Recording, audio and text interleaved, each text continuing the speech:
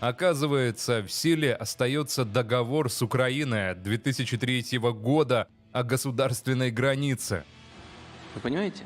Согласно данному соглашению, любые действия по пересмотру в одностороннем порядке государственной границы нарушают Конституцию страны. Иными словами, могут быть отнесены к особо тяжким государственным преступлениям. Это покушение на общественный строй России. По этой причине, что аннексия украинского Крыма, что попытка разжиться 4 новыми областями, надругательство над конституционным порядком. Кто не с нами, тот против нас. Я это назвал мерзопакостной войной. Это отвратительно. То, что там происходит, он вообще не нормальный человек. Путин. Существует сатана тоже. Вот он и есть.